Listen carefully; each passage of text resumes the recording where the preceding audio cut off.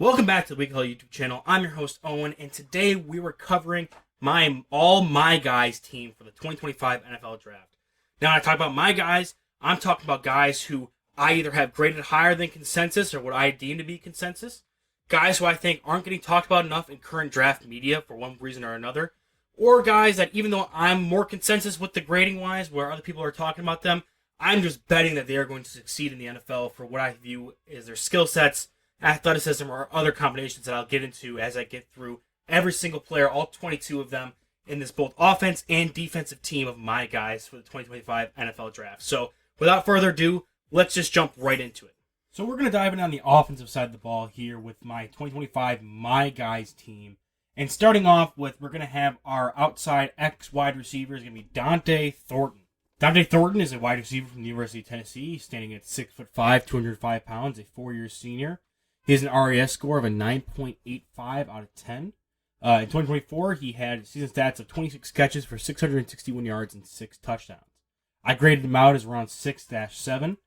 And if you're looking for a guy who brings speed to the outside of your offense, Dante Thornton is going to be your guy. He's one of the only players, him and Calvin Johnson, the only players to be 6'5 plus and run a 4.3 or lower.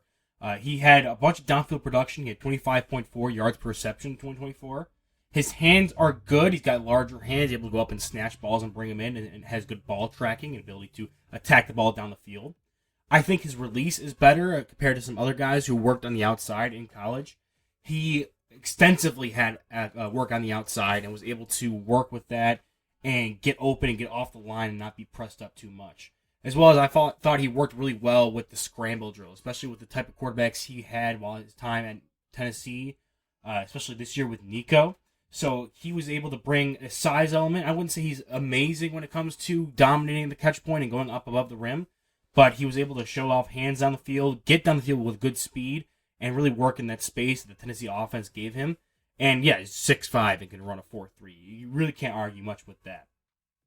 Now the cons for Dante Thornton is he has a limited route tree. Tennessee's offense doesn't really do a good job of building up these wide receiver options for the NFL. We saw that with Jalen Hyatt in the past, and now we're doing it again with Dante Thornton. He does one thing really well, and this offense was catered to do that for someone where they know what he does well, and it works well in space, and that's what they do is create space with their alignments and formations.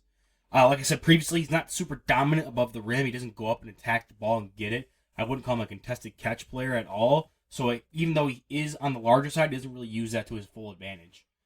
In general, he isn't really super physical, despite having the size that he does. So I do think, as a player, he could play more up to his size, and the fact that people bring up the fact he is this size with this speed is really doing a disservice to who he is as a player, because he doesn't really play at the size that he's listed. And in general, his overall versatility, we kind of touched on with his limited route tree, and the fact that he's going to be a downfield guy, and he has straight line speed, but he's not a contested catch player. He can't really run routes in a short to intermediate, at least not now. He's not used to that. And he's really just useful for clearing out space down the field or doing deep shots when you got one-on-one coverage on the outside with a closed middle field. As well as he doesn't really contribute on special teams, so if you're drafting him specifically for that role in your offense. If you don't have any speed on your offense, and you just need someone who can go on the outside and push those safeties back. Now, I really like him to be our edge receiver in this offense because we're looking at a player who brings size and speed. You know, he doesn't play to his size to the full extent. He still is 6'5" and can still use that to his advantage. He has deep speed, and it's something I'm comfortable putting on the outside with his ability to release and work off script and work with his quarterback when he gets out of the pocket, as well as, again, stretching the defense out and really giving us lighter boxes. So I really like Dante Thornton as a great late-round flyer, as a speed demon.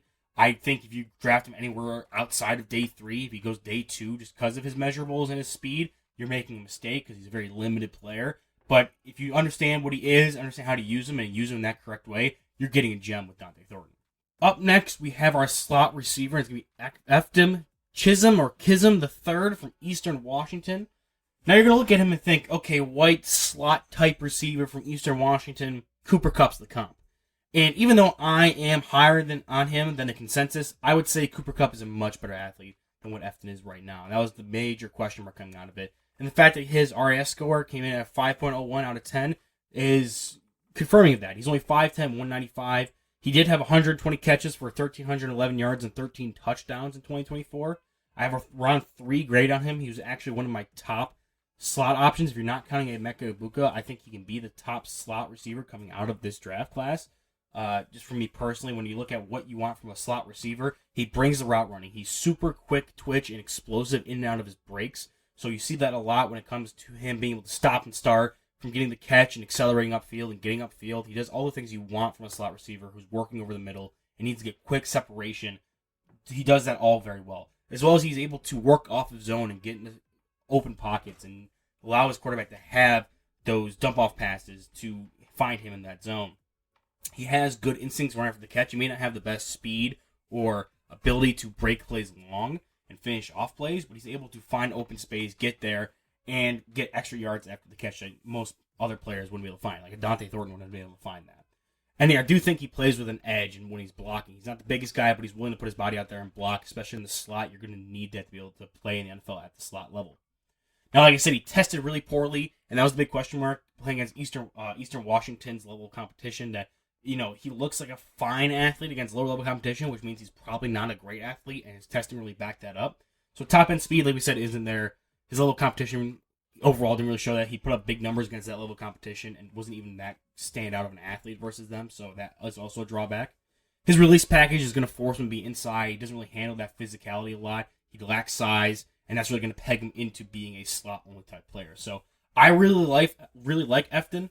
He has all the things I would look for when it comes to a player who's going to be a slot-only option for you, and players who can come in and be an above-average slot receiver. Even though it's more of a specific role, I do think he brings enough to the table to win at the NFL level with his quickness, being more quick than fast, and having good hands and being able to find space and get extra yardage and be open for your quarterback. So that's why I have him with a 3rd-round grade here. Our final receiver we're going to cover is another boundary receiver, and it's going to be our Z, and it's Pat Bryant, wide receiver from Illinois. Now, Pat Bryant is the complement to the 2 players we've already talked about. Dante Thornton, deep threat, going to take the top off the defense. Efton Kism doesn't really have that deep speed or really high in athleticism. Is going to work the middle of the field. Pat Bryant is going to be our contested catch guy who wins over the middle, but a little more deeper in the intermediate, and it blocks his ass off and is just a hard-working player. So, Pat Bryant, 54 catches, 984 yards, 10 touchdowns, 6'2", 204, 4-year senior with an RAS score of 8.17 out of 10. I have a round 4/5 on him. For me, Pat Bryant is the best single run-blocking player when it comes to contextualizing that in their position. He is a dominant run blocker at the wide receiver position. It's him and someone we'll talk about later on in this video when it comes to run blocking to their specific position. His run blocking and alignments in which he lines up to block is what gives him the versatility I'm saying here. Realistically, he's mostly just an outside receiver. He has some good releases, and he has a physical presence on the outside, which shows up in his blocking and his route running. But for the most part, his versatility comes from the fact that he can line up basically as a wing tight end, or on the outside in the slot, being able to go out and block anything you need. If he's in the slot, he can come and crack down on D linemen and linebackers and get pushed and open up lanes for running backs. So run blocking is like his bread and butter. Now, he also wins with that competitive toughness, and he has some good vertical leaping ability. That's where his RAS score really comes from, is his size and jump testing that he did and some of the more agility-based things, not the high-end speed. So he's able to go out there and win in those contested catch situations. He has decent hands. He had a couple drops on film, but for the most part, you ask him to make some tough catches in contested catch situations, he's got it.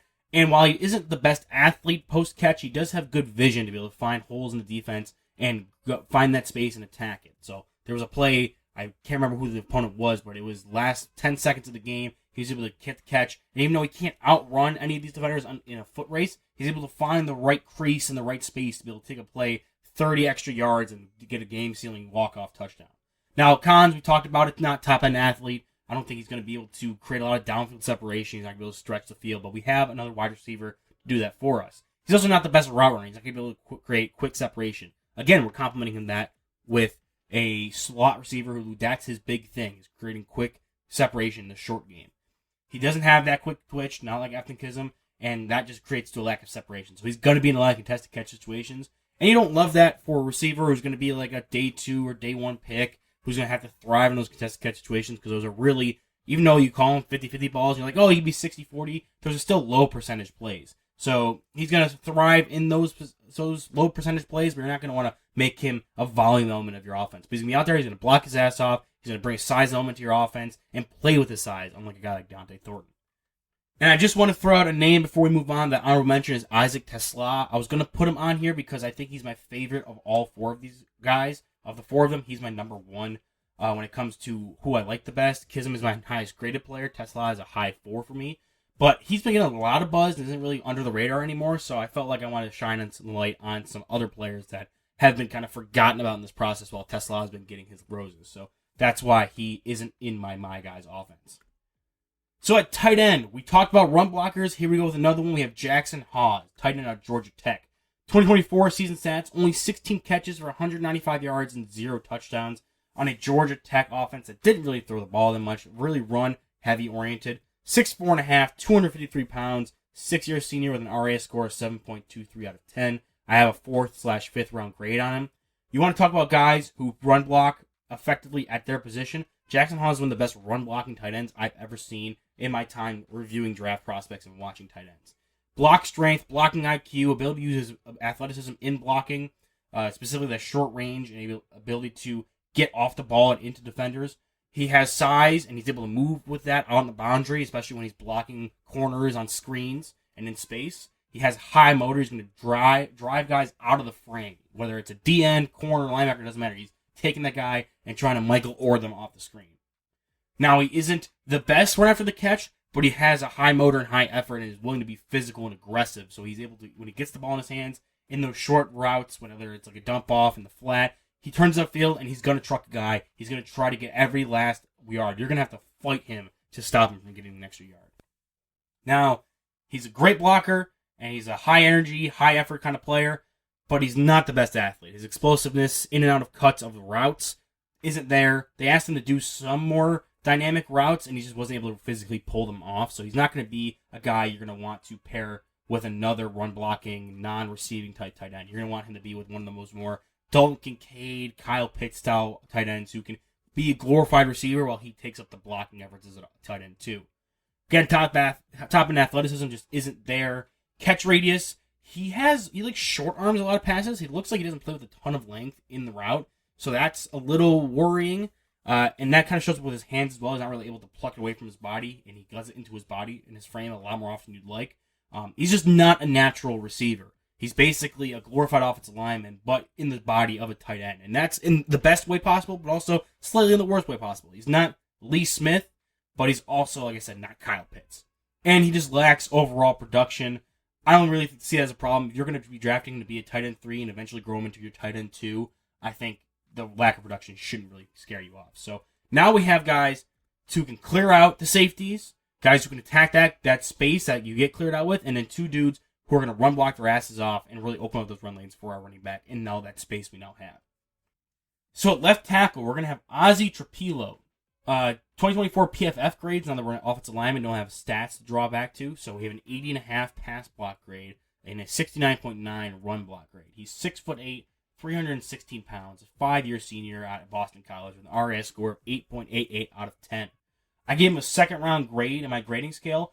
I don't think I'm too high on him compared to the consensus.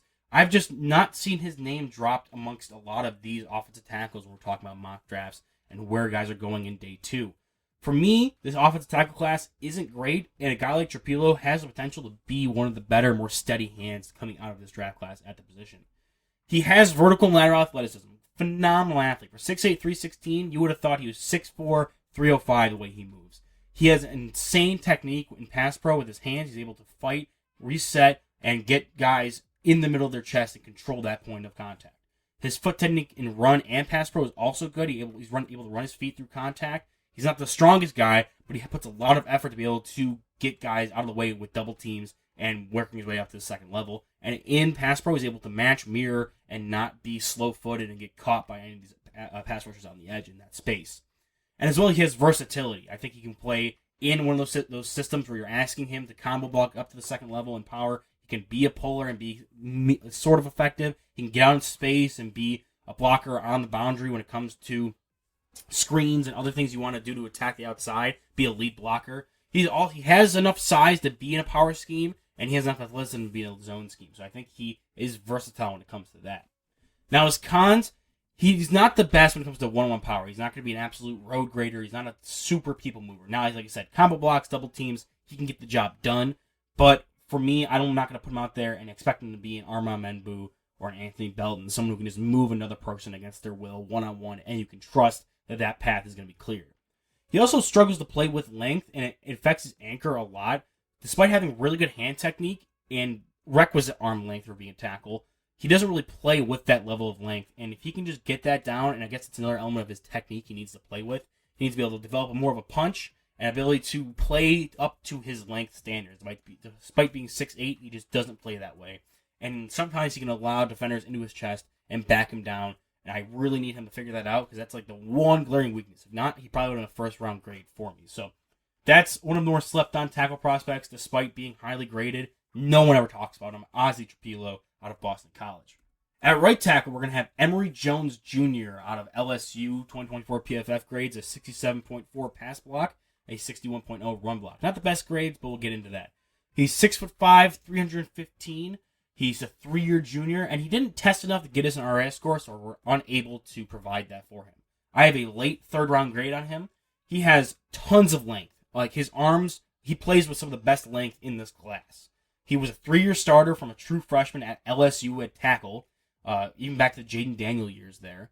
So he's able to use his length really well. He has high hand technique IQ and pass pro specifically, being able to reset, use his arms to stab, punch, and get control of pass rushers. His high IQ when it comes to passing off blitzes and stunts and being able to pick those up and not getting confused. His seasoning as a starter for 3 straight years at the SEC level really shows up there.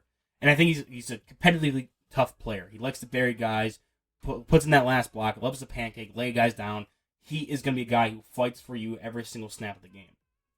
Now, why he isn't higher up if he has great length and good use of that with his hands is his footwork. He often can overset or underset, allowing some easier lanes for pass rushers who know how to set up and play a long-term game and set pass rush moves up for each other later down in the reps and in the game itself.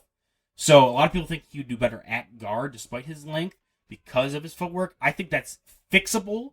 If at worst he could kick inside 2 guard, but for the reason I don't think that's going to work all that well is because when you kick him inside the guard, it's going to make him exclusively a zone blocker, and at that point, I don't really think he can do that because he lacks high-end one-on-one power. Similar to what we said about Trapilo, he's just not a people mover. He can do okay with double teams and blocks with those types of things, but if you're going to ask him to take a guy one-on-one and clear him out of the hole, it's not going to happen. Same thing with his anchor. Despite having a great hand technique, that foot technique really messes him up, gets him tripped up, and he can be pushed back pretty easily if guys can get into him with some speed to power.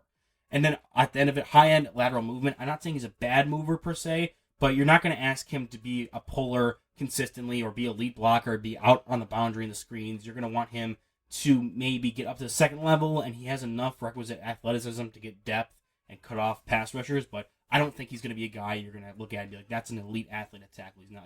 He's not a Trapilo. He's not a Menbu. He's not some of these guys who can really move and get out to that boundary. So Emory Jones, lower athlete, right tackle type player with a ton of length. I would want to get him in and try to work on that and see him as a starter, at least by year 2 in the NFL. Now, at left guard, we have Clay Webb from Jacksonville State. He has 2024 PFF grades of 72.7 pass blocking and 82.7 run blocking. 6'3", 312, a 6-year senior who was originally recruited to Georgia, and you can see that with his RAS score of an 8.60 out of 10.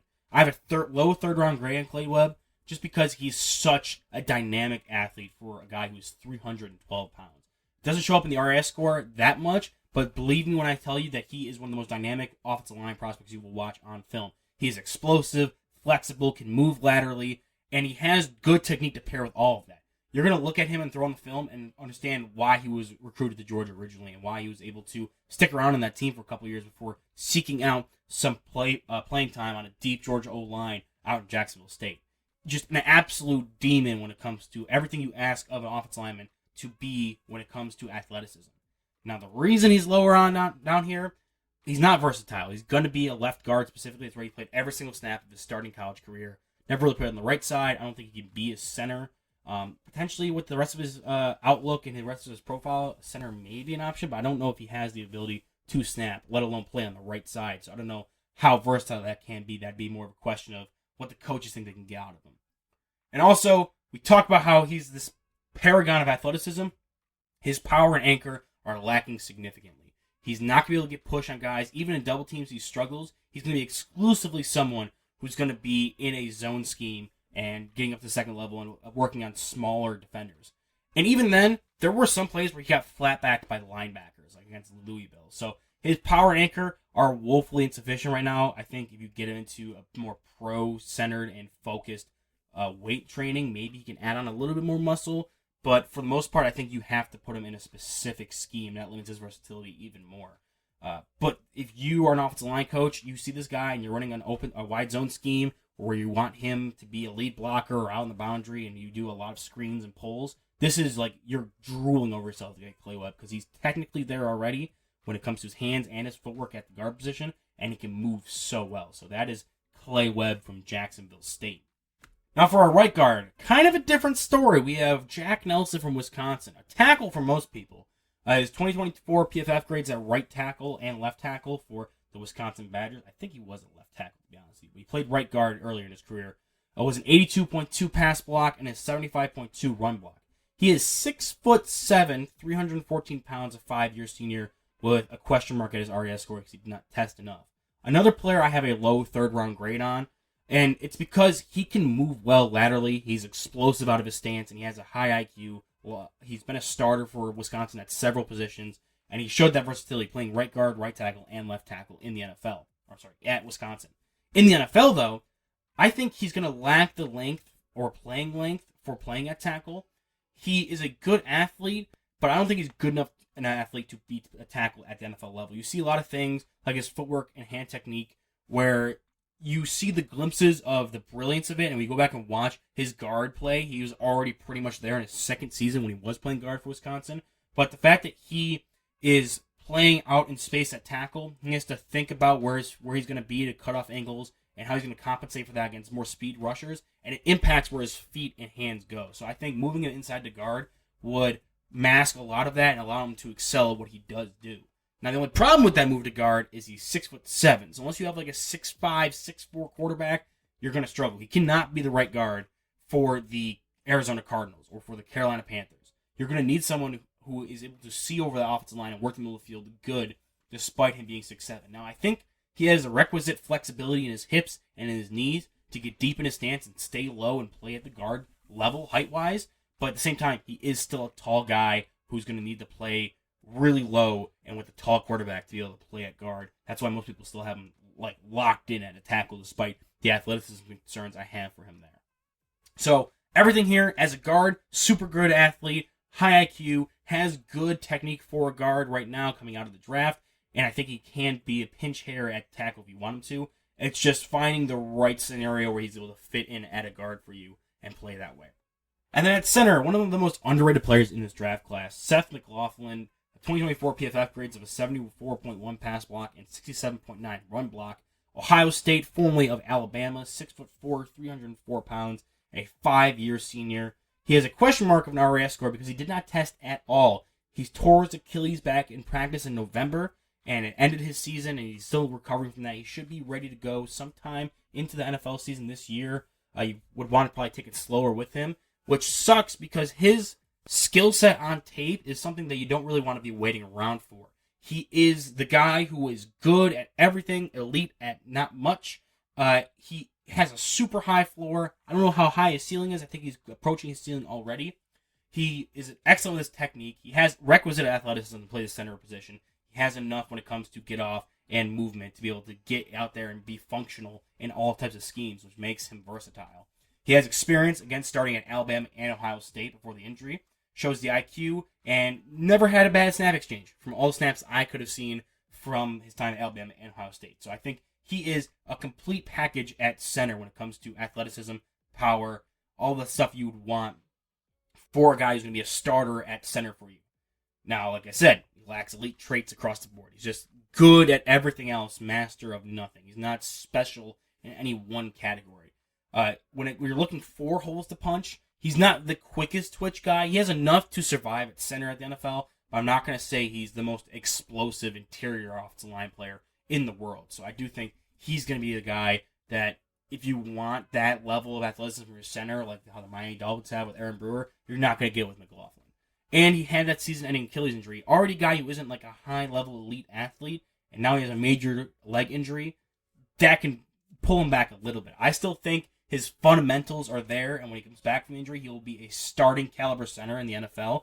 It's just looking past the injury and the fact that he has a very limited ceiling to really find and dig through and find that high floor that you're going to be seeing why he's going to fall to day 3. Someone's going to get a starting center in the day 3 draft. Day, whatever. You know what I mean.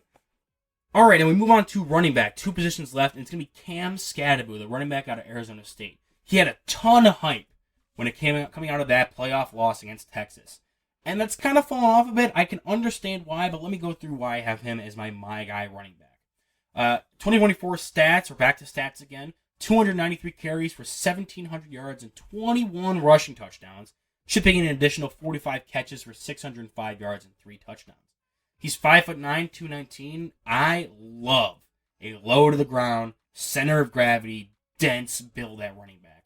And he has an RAS score of 7.45 out of 10, despite what we're going to talk about later with his testing. And I gave him a round 3 grade. I love almost everything about Cam Skattebo. Contact balance for days. Has power in his build. Love his build in general. He has high levels of production while at Arizona State, a Power 4 school, and led his team to the playoffs with Arizona State when they were previously a terrible team. Shows great vision, has a ton of instincts when it comes to when feeling through the muck and being able to find holes and creases, and he has amazing footwork. He has everything you want from a running back. The only problem is he has some physical limitations, and now we're going to what pulled down his RAS score. His top-end athleticism and ability to pull away and break plays long just isn't there. You're not going to get 60, 70-yard touchdowns from Cam Skattebo unless it's one of those Derrick Henry rumbling through, stiff-arming, trucking 4 or 5 dudes in the end. But even then, Derrick Henry has more straight-line speed than Cam Skattebo does. While I think he is a natural receiver, he has good hands, ability to find holes and be a good option for you, he has short arms in the receiving game, which means you're going to have to be a little bit more accurate than you'd often want to be for your security blanket to be able to put it in his catch radius so you at least get a completion out of it or you don't have a backwards pass. So it makes you have to think a little extra when it comes to your security blanket in the receiving game.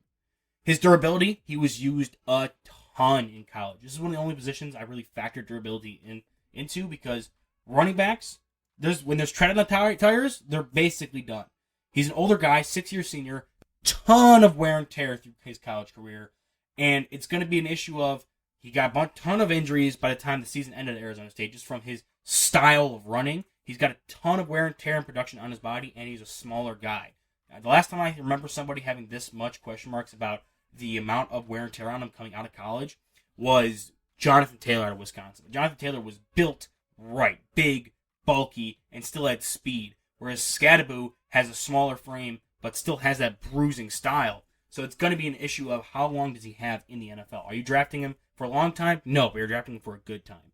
And one last thing, ball security. That's kind of a common theme among a lot of the players in this draft class with running back. Ball security needs to get tightened up. I think it's more of a technique thing than anything that has to do with like hand size or his inability to just hold the football regardless. So that's something I think could be a coaching point. But yeah, super physically limited when it comes to top-end speed, size, arm length. And he has durability questions when it comes to longevity in the NFL.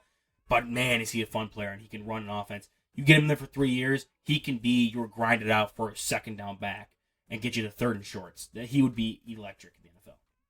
And finally, the wrap up of my 2025 My Guys offense, we're going to have our quarterback being Riley Leonard. Slim pickings at the quarterback position this year. And the reason why I went with Leonard is because he's one of the only quarterbacks that I have a day 3 draftable grade that isn't talked about to death. His 2024 season stats, obviously ending up in the national championship game, losing to Ohio State. He had 66.7% completion percentage with 2,861 yards and a 21 touchdown to 8 interception ratio. He also chipped in 184 rushes for 906 yards and 17 rushing touchdowns. Now that's including his sacks and negative yardage from that as well. 6'3", 216, a 4-year senior, previously a starter at Duke. Had that ankle injury halfway through the season, ended up transferring to Notre Dame for this final season. He did not test at the combine. He did throw, but he didn't test at all, so we do not have an RAS score. And like I said, draftable grade on him, 6th/7th round. Athleticism at the quarterback position. he is able to run with the football. Him and Cam Scadaboo, with the run blockers I have in this offense and the ability to play with space as well as having some power element to it, I think he'll work phenomenal with this. He has great instincts as a runner, able to find gaps and be able to break plays long and be able to find and read the defense while he's a runner. And when he's not running, he can still use his legs to affect the defense while a passer with his off-script instincts and ability to extend plays. I think his arm strength in the short to intermediate has some good zip and pop on it. Not questioning that at all. If you need someone to throw it within the 20 to 15 yards into the line of scrimmage, he can do that and then some for everything you'd like. Now, what we do need to work on is that footwork. He's inconsistent with his accuracy, and it's mostly because of his footwork. He's not really able to step into his throws, fire his hips and shoulder all in tandem to be able to get those throws accurately on the spot. So we're going to have to rework those mechanics to be able to make that really a more accurate passer. Even though he had some good percentages his final season there at Notre Dame, I do think he needs to work on that a lot. He also has inconsistent decision making, just an inconsistent passer in general. There will be plays where you're stunned at what he can do and how he found plays and really think he's in rhythm and playing well. Other times you're like specifically against like you and I, like what are you doing there? Why are you throwing that ball there? How did you not make that throw? Kind of plays. I don't think he has a top end arm. He passes the minimum threshold it is to be an NFL quarterback, but not by much. He is, short to intermediate arm. I don't really think he can dial up that deep ball all that much. Sorry, Dante Thornton, you're going to be doing a lot of cardio in this offense. And I do think when it comes to processing and getting through his reads, he can be inconsistent at times. Again, another one where it's you see the processing, you're like, all right, that was fine, that was good. Let's keep moving on with that, and it fell off. And that's where you saw a lot of plays a lot of drives that ended dead for Notre Dame was because he wasn't able to deliver consistently when it comes to accuracy, decision-making, processing. Some of that you can chalk up to his footwork. Some of the other stuff is just going to be film room and studying. So we have an athlete at quarterback who can make plays off script and it can affect the running game, but is so-so as a passer, and we're going to rely on him a lot less when it comes to putting a lot on his plate and getting the ball out there. We have these skill sets. You have a reliable slot receiver. We're going to run the ball with Jackson Hawes and Cam Scadaboo and our quarterback and just have him make some short plays like dumping it off to Hawes in the flat on some designed rollouts, getting him over the middle to Kism, and as well as finding Pat Bryant in some contested catch situations in the red zone. Maybe a shot or two to Dante Thornton down the field just to keep the defense respectable. So that is our offense of my 2025 My Guys. After the break, we'll be hopping into my 2025 My Guys defense. Welcome back. So now we're going to dive into my 2025 My Guys defense. You see here we're running a 4-2-5 with a nickel cornerback. That's just how most modern NFL defenses are going to be run. Plus, I'm Bills fan, so screw you guys. We're running the 4-2-5 nickel. Starting out with outside cornerback, I'm going to talk about one of the guys that is high up consensus-wise, but I've also heard a lot of deconsenting opinions. It's going to be Maxwell Harrison, the cornerback out of Kentucky. His 2024 season stats are 19 total tackles, a single tackle for loss, 1 sack, 1 interception, 4 passes defended, and 2 forced fumbles. Now, he did miss time during the season with an injury. He had a shoulder injury in 2024, and we'll talk about that a little bit later when it comes to his pros. He is 5'11", 183, and probably played a little bit lighter during the season. He's a 4-year junior with an RAS score of a 9.63 out of 10. Most notably, he ran the super fast sub-4 340 at the combine. He is a second-round grade for me, but it's a high second. He gets close to a first in my grading book. Now let's talk about the pros. Absolute athlete. We see that with the RAS score. He's a fluid athlete, able to bait throws and close gaps because he has enough acceleration and burst to close those and get in there and be able to break up passes. He has a ton of ball production. I know he didn't have it in 2024, but back in 2023, in only 6 more games, he had 5 interceptions, as well as 55 total tackles, and 6 passes defended, as opposed to 1 interception and 4 passes defended, including 2 returned for touchdowns. Now, his 1 interception he had in 2024, he also returned for a touchdown. But yes, you can see the production jump from 2023 to 2024 in a season that he was injured. So that was his production overall as a career, not just looking at the 2024 season. So I attribute the fact that he has ball production and the way he gets that production, like I said, closing those windows with his athleticism, being able to play with that confidence, that I think gives him that edge. And then we look at his zone instincts, like again, being able to give space and still play in his zone and bait throws in his zone, and then close those gaps and play with guys in front of him and then close on those catch points really quickly. He has good length. As well, this is a hot topic of debate. I think a pro of his game, not just a pro of his game is him as a tackler. Yes, he's a smaller guy, and in 2024, he was a piss-poor run defender and tackler. But he did play with that shoulder injury. He was playing through it, and you see a lot of times he was favoring that and not really want to give it his all. His 2023 tape, however, he was throwing his body around. He had 55 total tackles in only 6 more games as opposed to 19 in this year. So as a tackler, he was able to fly to the ball, played hot, whether it was in the run game or against the pass. When a guy's caught the ball or running in front of him, he was able to come down and make contact and had much better tackling in 2023 than he did 2024. So I think a pro for him is his tackling and his mentality. Despite being smaller, he's willing to tackle and has the speed with the velocity, and even being only 180, 170 pounds, having that much velocity coming in for the strike is going to lead you to being a decent tackler. Now, he has a history of injuries, and the fact that his frame is that slight and he didn't actually play all that heavy is concerning. I don't know how much he's able to pack on to that frame. I've heard some people say, oh, we don't need 4.2 speed. We need 4.3, 4.4 speed, and you to be a little more bulky. Looking at his frame, I don't know how much more you can add on to that. I feel like Kentucky would have done that in the first place, or he would have been forced to do that to be able to stay more healthy. So I think his functional strength is bad, he has an injury history, and his frame doesn't really lead me to believe that he can put on better playing weight. So that is where my drawbacks are. If that wasn't the case, and he was able to play more in receivers' faces and press, and I could trust that he won't get hurt, and I could trust he'll be a consistent tackler because he can put on that weight, I'd have him as an easy first-round player. But for me, that's what's holding him back from being that level. But even then, I don't think people really see that way, and I wanted to talk about Maxwell Harrison one last time before this draft got here. So for CB2, another player who is either a fan favorite or is being slept on or people just don't like him, it's Darian Porter, the cornerback at Ohio State.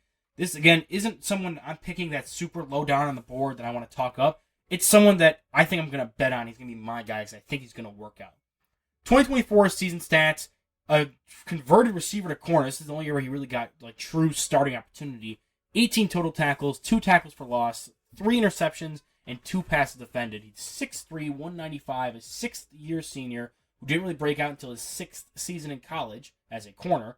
And he has an RAS score of a 9.99 out of 10. I have a second-round grade, firmly second round. Not like Maxwell Harrison knocking on the door of the first. He is firmly second round. Athleticism for days. You see that when it comes to change of direction, fluidity in his hips, his ability to run and close distance when both in zone coverage and in man, his ability to leap up and to play the ball, amazing ball skills. You can definitely see his history as playing wide receiver at Iowa State. Iowa State actually ran significant amounts of zone coverage. You think with that level of size, speed, athleticism overall, you would want him as a man coverage corner just trailing and erasing your top receiver. But Iowa State didn't run that type of stuff. They ran zone coverages that would effectively turn into man if you were pushing them down the field in cover 3 or some deep cover 4. But for the most part, he was playing in low, shallow zones and had really good natural zone instincts as a corner. There was a play I always look back to. It was the pick, I think, against Iowa, where he was in a lower zone and felt that there was no receivers around him, saw that the most dangerous man was behind him, and he was able to have the guy in front of him he could come up and make the tackle on. He sank and was able to take away the throwing window with his good sudden athleticism, go up, get the ball, get the interception, and it showed off his zone instincts, his ability to play the ball, as well as his high end athleticism. It's really encapsulated his play in one singular play. He's also an amazing special teamer. As a gunner, as a blocker, he blocked kicks. He made amazing plays when it came to chasing the ball down and pinning it inside the 5 as a punt. As well as just being a better tackler in the punt game that we'll get to in general. He has amazing length, and like I said, he was versatile. He played wide receiver, transitioned to corner, was able to play in zone, has the athleticism for man, and can contribute on your special teams for you. Now, he is an older breakout candidate. Age is always going to be a factor. He's inexperienced. Again, plays into that. Doesn't really have a lot of starting experience. Didn't even start the full season in 2024 for Iowa State. His tackling needs to be better. He has the length, the athleticism, he has the size, he has everything it needs to be for a good tackler. He just needs to be cleaned up technically. He needs to be more willing to get in there and make good tackles. And that ties into his run defense. Doesn't really take good run lanes. Doesn't take on blocks from wide receivers. Allows himself to be blocked. Can never really secure plays. He's one of those guys who's like, I'm taking away the outside leverage, and that's all I'm going to do. I'm not going to try to get off and make the play afterwards once that ball carrier commits. He's just, all right, cool. And it sucks because he's a much better tackler and a lane defender on special teams, but it just doesn't show up in run defense. And I'd love him to be more physical with receivers in general. I think physicality and his tackling, run defense, all that is lacking in his all-around game. If he could add that element to his game, he is a first-round type player. Maybe not with his age, but like grade-wise, film grade-wise, I think he's a first-round graded player. So that is with Darian Porter and some of the drawbacks. I don't really put a lot of stock in that. I think he is going to be a good coverage player almost immediately, despite his inexperience, because he has natural instincts with it, has good ball skills, and he's someone I'm willing to bet on to be good in the NFL for a long time. Now we're going to slot corner, and one of my favorite players in this draft class to talk about, Jabbar Muhammad out of Oregon, formerly of my Washington Huskies, and formerly of that of Oregon State. 2024 season stats, 41 total tackles, 1 tackle for loss, 12 passes defended. Now, I originally had him a little bit higher than this when I first watched him, but I've dropped him down to a third-round grade. He's a 5'9", 182-pound, 5-year senior, and that's what dropped him down, was that size. RAS score of a 3.79 out of 10. Did not run well. Overall, terrible testing numbers. But throwing the tape of him at Oregon and even at Washington, amazing coverage technique. Both is a zone instinct corner as well as being in man and being able to match up and mirror guys in route and in their route tree. He had good production. Again, 41 total tackles, 12 passes defended at Oregon. He was a lockdown stud for Washington in the year they went to the national championship. As someone who watched every single one of those games, you could not miss him. He was locking down top receivers every single game. And when we threw in the tape, the all-22 of him at Oregon, continued to do so as their number 2 corner. On the boundary as well. He is a willing tackler, willing to play physical in the run defense. I was surprised by that. There's a play where he takes Emeka Egbuka and throws him into his quarterback's face on a quarterback keeper inside the 5-yard line and makes that stop. He is a physical player despite his size. He's willing to get up and get in the guys' faces, and that's why I like him as a player who could potentially be on the boundary despite size concerns, but that's probably just for college. He has good closing burst and man coverage instinct, so again, if you want to play him in zone, you want to play him in man, I think he can do both. Now, he's probably going to be pegged as a slot-only receiver, even though he showed that he could play on the outside, and we've seen players come out that were small and that could potentially play on the outside, but get pegged in as slot guys, and then you can never really overcome that stereotype, and you only want to play on the outside in choice situations against choice matchups. He lacks size, he lacks length, and his testing numbers were abysmal.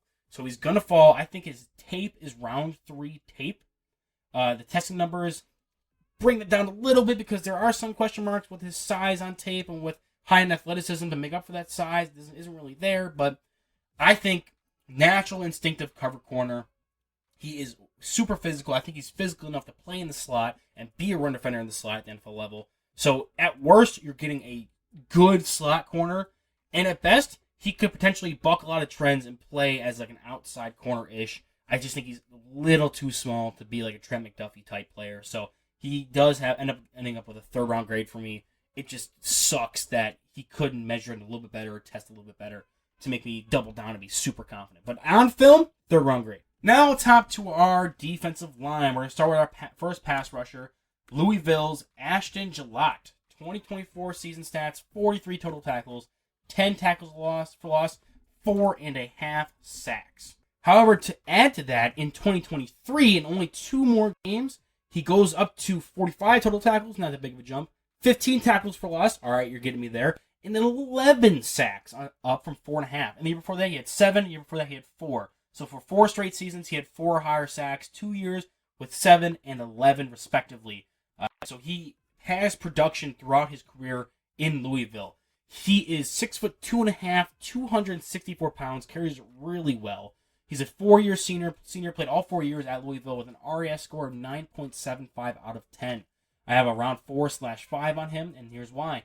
He has great athleticism for his size, super twitchy. I love how he gets out of his stance. He is just a demon out of that 3-point stance. He can get into offensive linemen like no other at his size, especially with the lack of guys who play with his body type at the edge and being able to get out of his twitch. That almost alone, you see guys like Nick Scordon and Michael Williams and Shamar Stewart. That's why they get in the first round, because they can have that twitch at that size. Gillott has that similar style measurables to twitch ratio.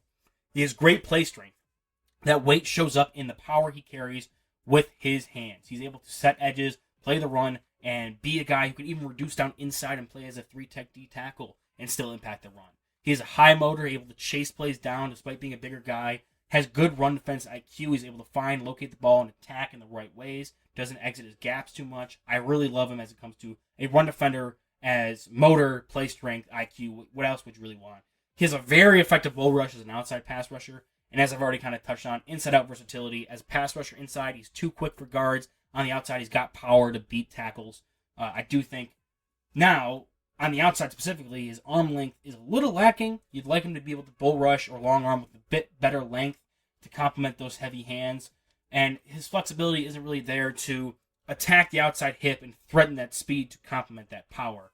And in general, I don't think his pass rush tool set is very fleshed out. It's a lot of power, and then more power. Just feed that guy his lunchbox. So, is he going to be a super effective pass rusher in the NFL?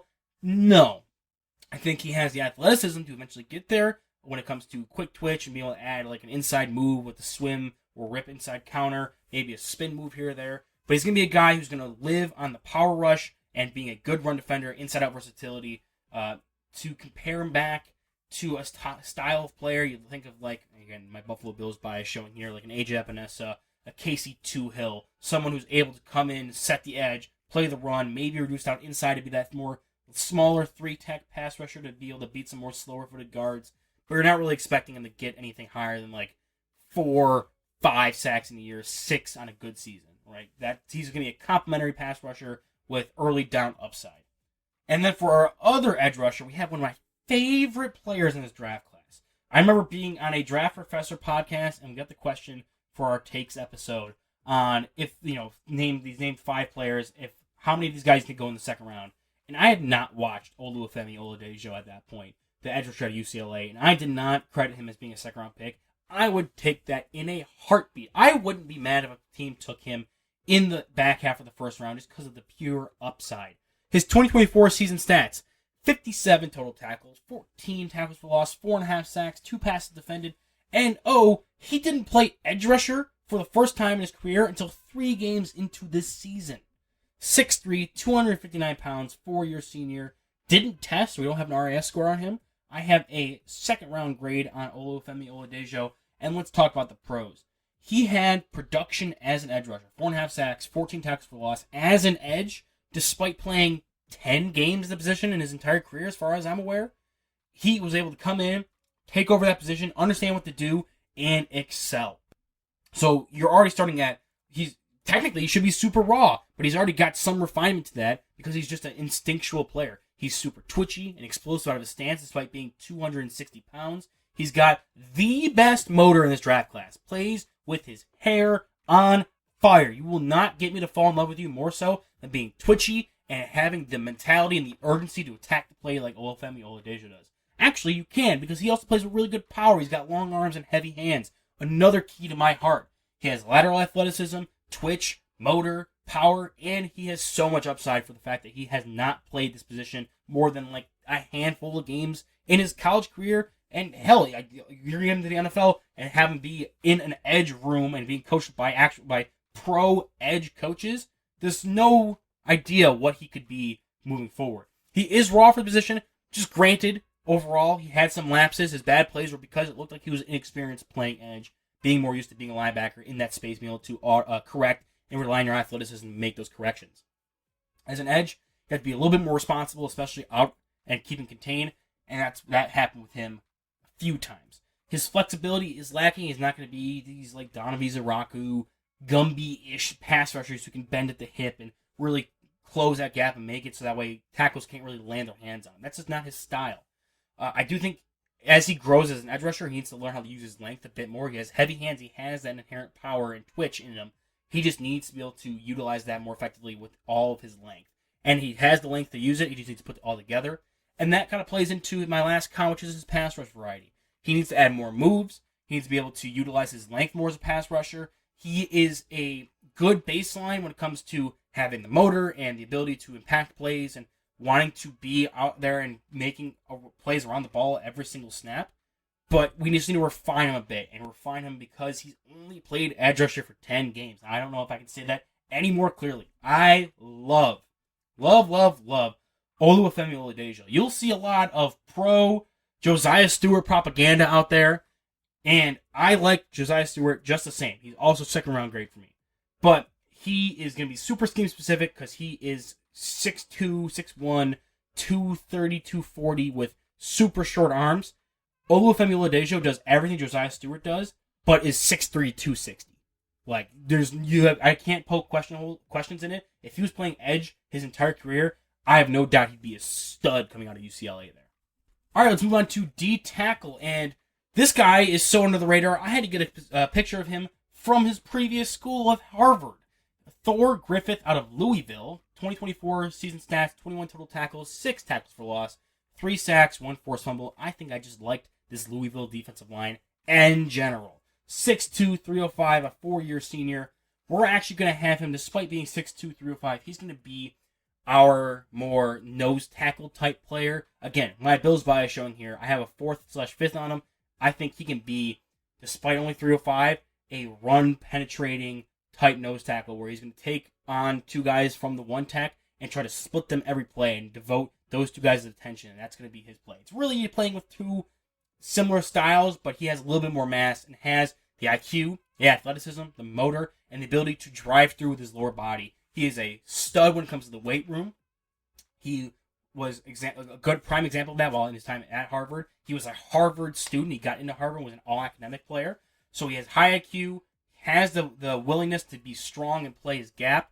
I do think he's raw as a pass rusher, and his run lane discipline is not great. I don't know if that was more a case of Louisville letting him off the leash and Harvard letting him off the leash and letting him just be an athlete out there.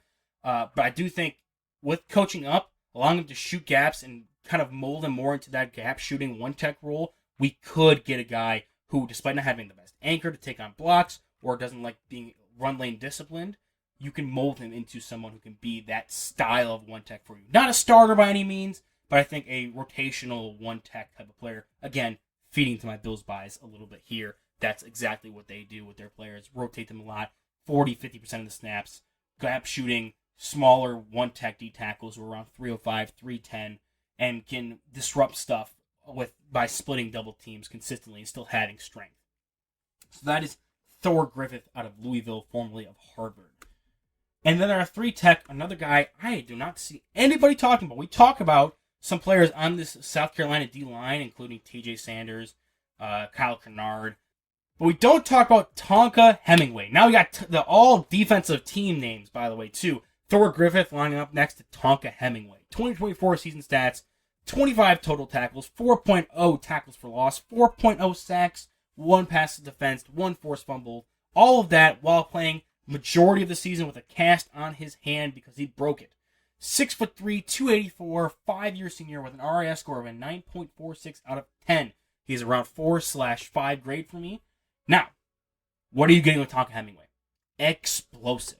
Lateral mobility, amazing athlete. Shows up in the pass rush. He's going to be one of those guys who's a 3-tech, beats guards just because they're not quick enough to get out of their stance with him. He can run around guards. He can loop around and attack tackles because he's that level of athlete with that level of bend and flexibility in his hips. And I think that's what really helps with his run defense is that he's able to beat guards off the snap and get clean looks in the backfield. And other D tackles, they beat guys clean and then they have the opportunity to make the play and they just don't. But Hemingway is able to bend and change direction and really close off that harsh angle to intercept the running back who's going in the opposite direction now, having to cut off of him, and make plays behind the scrimmage and be a disruptor because he has that flexibility, bend, and change of direction. High motor player, and showed a lot of toughness playing through, like I said, a busted hand for the majority of that season. He had a cast on, what they kind of limited how he could do with taking on stack and shedding blocks. Even if he was that type of player, that would have hampered him. He would have to play differently. Luckily, he had a play style that already fed into that a little more. So I think it didn't impact him nearly as much as it would have impacted other players. Now, saying that doesn't sound great either. He's not a consistent run defender. Those plays I was talking about where he makes plays in the backfield of the run defense, making those big splash plays, not consistent. He can consistently run himself out of the play. He can get pushed around. He lacks an anchor. He's only 284. And overall just power in his upper body and his hands. And that limits his versatility. He's not going to be a stack and shed D-tackle. He's not going to be able to play in a lot of different systems. He's not going to be a starter. He is a twitchy, explosive, splash play 3-tech who you have rotate in on pass rush obvious downs or when you just need somebody to come in and take a play or two off for your starting 3-tech and you expect him to come in and be just this ball of energy who can beat guys off the line and make some splash plays. You don't want him out there consistently because eventually he's going to get exposed and attacked by the offense. But while he's fresh and ready to go as the sixth man off the bench, using a basketball term, he's going to be an impactful player for a defense in that limited role. So I do love Tonka Hemingway for what he does bring athletically already with his pass rush, his toughness, and some surprising run defense when it comes to those splash play elements, not really the consistency of it. So Tonka Hemingway, my 3-tech in this even front defense. Now at linebacker, somebody I know very well through my work as player personnel intern with the University of Buffalo, Sean Dolak from Buffalo, New York, 2024 season stats, 168 total tackles, led the NCAA for the second time in his career, 19 tackles for loss, 6.5 sacks, 5 interceptions, 5 passes defense, all MAC player, MAC defensive player of the year, all American consensus. 6 foot, 223 pounds, a 5-year junior, a RAS score of an 8.83 out of 10, and I have a 6th/7th round grade on him. I think he was one of the best productive players in college football through every year he was a starter there, including even the year he got hurt. He was still productive to start that season. Instinctual as hell, can flow to gaps, attack, and be a player that's in the right place at the right time, and is able to overcome some size deficiencies because he's so instinctual. He's instinctual when it comes to coverage. He's a good athlete, as the RAS score shows, and he's able to match up and to have some very impressive plays in coverage and as a third down backer because of that. He's also a good blitzer with timing, burst, explosiveness, understanding of how to attack the offensive line. You see that with his 6.5 sacks, as well as with coverage, 5 interceptions, 5 passes defense. He's a good third down linebacker, and overall just a good athlete. Now, the drawbacks for him are going to be the size, 6 foot, 223. That's like, again, back to the Bills, my bread and butter, that's Terrell Bernard size. Like 3%, 1 percentile type measurements in the arms and the weight and the height. And that really shows up in his block shedding and some of his tackling. Like he has a lack of range when it comes to his length and ability to extend and make plays outside of his frame. So he's not a great interior run defender when it comes to stacking on, taking on blocks, shedding, getting in there, and making plays. But he's able to maneuver around that a bit more. And despite the level of competition, I do think he is going to be a guy who you're bringing in, core special teamer, developmental backup, could potentially be a starting will linebacker depending on how he shapes up and what kind of defense you put him in. And, basing my defense off of my Bills defense picks, he would be a guy I could project that with the Buffalo Bills and some other teams as well who value those more matchup coverage, third down based weak side linebackers, pair him up with more of a Mike linebacker and a gap shooting type defensive front that creates chaos and allows him to weave through that chaos and make plays. Now the other linebacker spot, the perfect complement to a Sean Dolak, Cody Lindenberg. 2024 season stats, 94 total tackles, 5 tackles for loss, 1 sack, 1 interception, and 6 passes defended for the Minnesota Golden Gophers. 6 foot 2.5, 236 pounds, a 5-year junior. RAS score of an 8.17 out of 10, a round grade of 4th/5th. He is similar to what I said about Dolak when it comes to an instinctual player overcoming some drawbacks with his profile because he is so instinctual.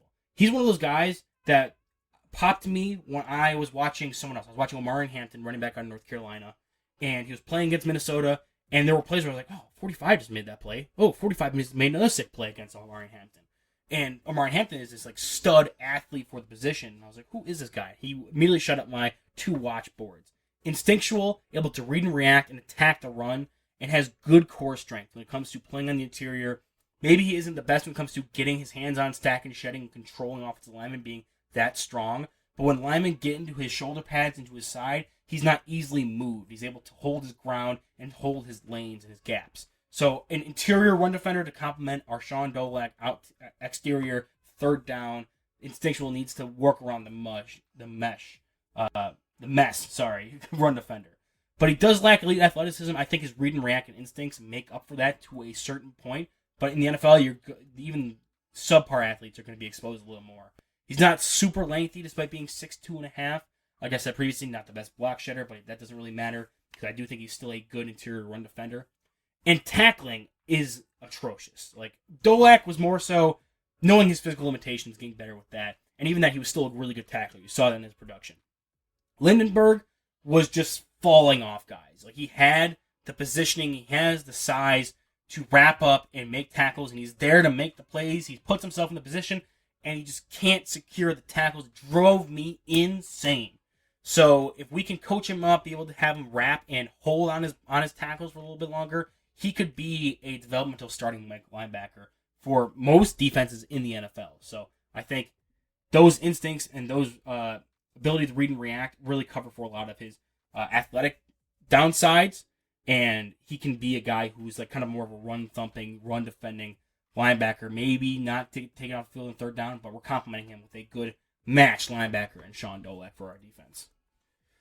So up next, at our strong safety, this is going to be a little bit of an off-the-board pick. He's actually a corner for Ohio State. It's Jordan Hancock.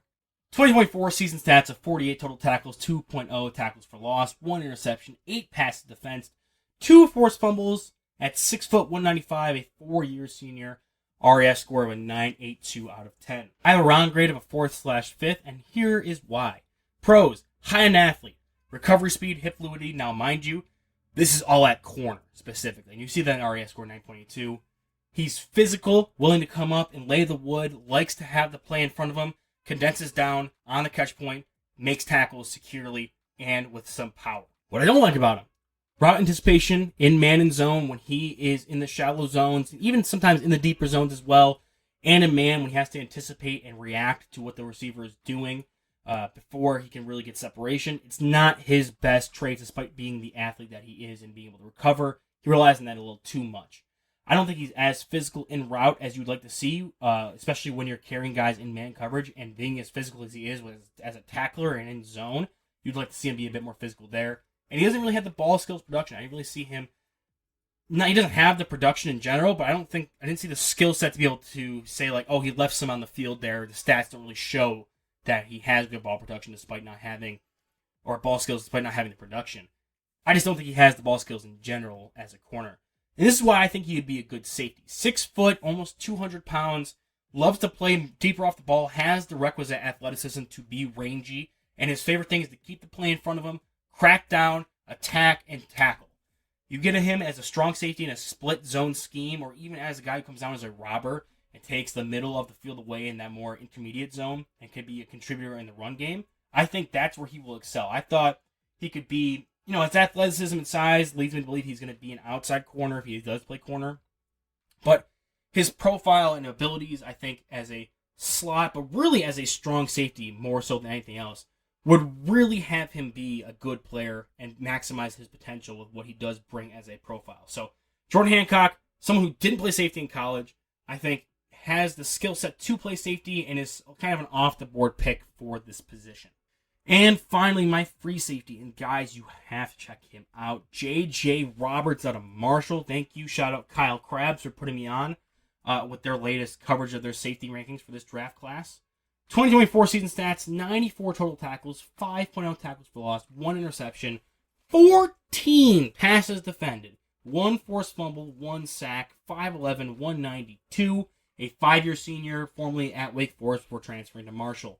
RAS score of a 9.67 out of 10 was really put on the map when Mel Kiper talked about him, and he did his testing at his pro day, landing him that 9.67 RAS score. I have a round grade on him of a 3rd. He's a day 2 player for me. High in athleticism, rangy, explosive, shows this insane leaping ability on tape to be able to jump up and take away windows as an underneath player, as well as being someone who's locked up in man down the field and going up to try to get the ball. Super aggressive. He's only 192. No one told him that, apparently, because he flies to the ball. Speed like a missile. I do like his ability to take lanes from the deep post and attack both screens and the run game. When he has space to maneuver, offense will be like, okay, if he makes this play, he makes this play. We're not going to anticipate a lot of guys who have lesser athleticism to come down and make that play and then still also secure the tackle. He is one of those rare exceptions that he is able to come in, fly in, wrap up, and lay the wood while being good enough athlete to make up and make those big plays in space. He has good ball tracking, being able to come over the top as a rangy free safety, attack over the top, follow the ball, and go up and attack it down the field. And he is a good special teamer. Not only is his skill set good for that style of special teams where he will fly to the ball, make tackles, has the speed to cover, kicks and punts. He also has a history of blocking kicks, being on special teams at Marshall, and putting up good PFF grades through that. So you're getting a special teamer. If you're going to be drafting a guy at a safety and he's not going to be an immediate starter for you, and even if he is, you still want him to contribute, special teams is the way they go. They have to have special teams there. Now, cons. He is only 5'11", 192. He is slight. His style of play, similar to what we talked about with Cam Scatabo earlier, isn't indicative of someone who's going to have a long playing career who, if they lose a step athletically or lose a step because of injury and because of how physical they play, is going to be able to hold up long term. He doesn't have great playing length. His limbs and his arms show up short a ton. He had some missed tackles. He's not great when it comes to taking on blocks. Like, I thought he was a great run defender when running the lanes, but if you ask him to take a block on from even a wide receiver, get off and make the play against the screen, totally different player than the one who's coming from 10 yards of depth and attacking that play and making a play in space. I think he needs a lot of experience in coverage more so, and shallow zones and in man coverage. Just didn't get a lot of experience there, and when he was, especially in the shallow zone, he was able to be manipulated by quarterback's eyes a lot more, and he just felt more comfortable playing over the top of everything and seeing that in front of him, keeping it in front of him, and then reacting that way than being closer to the line of scrimmage and in the scrum. So he is exclusively a free safety in my mind. He has the range of athleticism to do so, so I'm not complaining by any means, but I do think outside of being a free safety and a special teams contributor, there's no way he can be a strong safety. It takes away everything you love about him with run defense, his ability to cover plays from the backside with athleticism and ball skills and all of that. So I do think he is limited to being a free safety in a split zone or as a single high. But outside of that, flies to the football, loves to tackle, even though he doesn't have a ton of production on the stat sheet, showed ball skills, ability to get up, get vertical, and make plays on the ball. Lacks length to really finish those plays, but you can see that with his 14 pass defense, he can disrupt the ball in the air, especially when quarterbacks don't anticipate him being able to get up and attack it from where he is. So, J.J. Roberts, perfect complement to what we got cooking here on defense.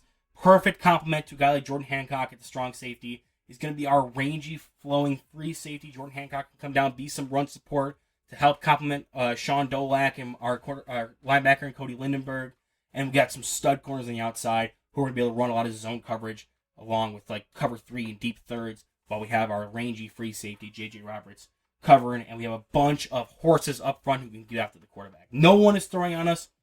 Run defense, we're going to need to be a little funky with that, with the style of players we have on our line and our style of linebackers. We have a lot of accent pieces to the run defense when in our secondary with Jordan Hancock and J.J. Roberts and Maxwell Harrison and Jabbar Muhammad, but you don't really want to rely on your secondary to be your primary run defender. So it's going to be a little hard against the run, but you're not passing against us, and our offense is going to run the ball down your throat.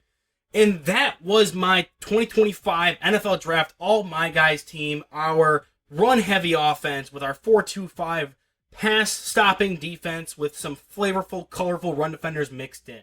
I hope you enjoyed it. I hope you learned some new names you haven't heard talked about enough when it comes to the 2025 NFL Draft coverage. If you like what you're getting here, like, subscribe. A comment goes a long, long way when it comes to promoting these videos, so go ahead and drop one of those down there. Tell me what players you think you would have seen on your My Guys list, as well as what do you think about some of the players that I talked about here. Either if you disagree, never heard of them, agree, any of that, leave a comment down there. Helps out a ton. I have a ton prepped and planned for this upcoming draft week when it comes to content creation, as well as I'm trying to get this channel back on the tracks. I have big plans for it when it comes to podcast ideas and things to do during the off season, as well as covering the post-draft cycle. So stick around if you're excited to see more draft content and more scouting general content. And I am looking forward to seeing you tomorrow when I'm hopping on a full-length podcast with a very special guest from the Draft Professor. So